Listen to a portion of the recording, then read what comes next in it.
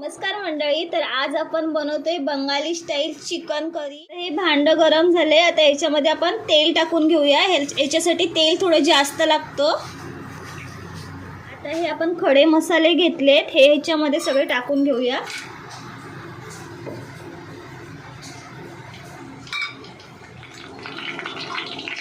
आता हे हिरवं वाटण आहे, हे याच्यामध्ये टाकूया। हिरवं वाटण म्हणजे कोथिंबीर, आलं, लसूण आणि मिरची एवढंच घेतलेलं आहे याच्यामध्ये।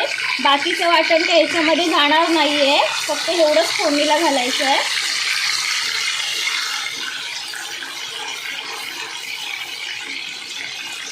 याच्यामध्ये हिंग घालायचं आहे। आता याच्यामध्ये चिकन घालून घ्यायचं आहे। ही ग्रेव्ही थोडी थिक होते, जास्त पातळ नाही करायची। ग्रेव्हीसाठी म्हणजे ह्याचीच ग्रेव्ही तयार होते। तर आपण कांदा भरपूर घेतले, याच्यामध्ये 4 मोठे कांदे घेतलेत, 3 मोठे टॅमॅटो घेतलेत, थोडीशी लसूण आणि ही मिरची तिखट आहे त्याच्यामुळे ही एकच घेतलेली आहे। हे सगळं आपण वरून टाकून घेऊया, कारण ह्याचीच ग्रेव्ही तयार होते। बाकी आपण खोबऱ्याचं वगैरे वाटण काय ह्याच्यामध्ये घालणार नाही।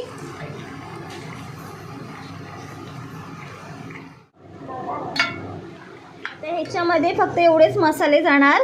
हा आहे काश्मीरी मिरची पावडर, आपला कोकणी मसाला, हळद, मटन मसाला आणि धणा पावडर आणि हे मीठ आहे, हे पण आपण घालून घ्यायचं आहे चवीपुरतं।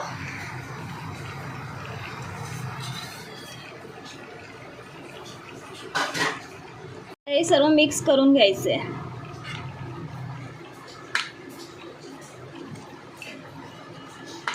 खूप टेस्टी लागतो हे चिकन। हे जे आपण कच्चा कांदा आणि टॅमॅटो घातले ना, ह्याचीच ग्रेव्ही तयार होते।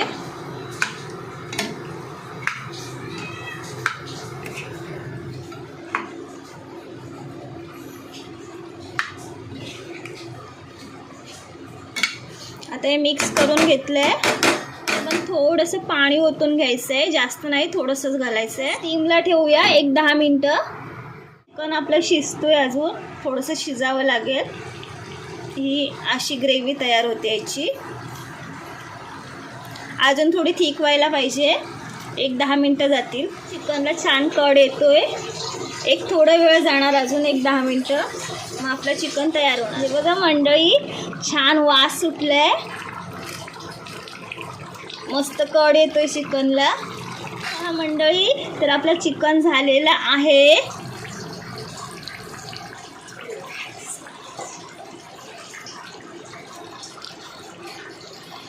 ही बघा, ही ग्रेव्ही आता थिक झाली आहे।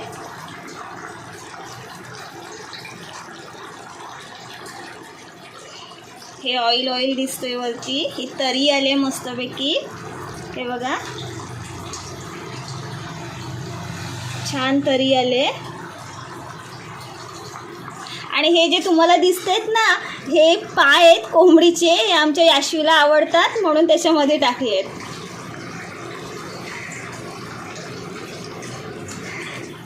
कोणाला आवडत नाहीत, तुम्ही नाही घातलात तरी चालेल।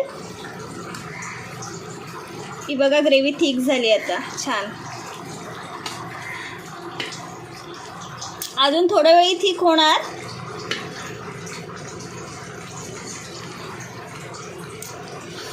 हे बघा, चिकन मस्त दिसतोय।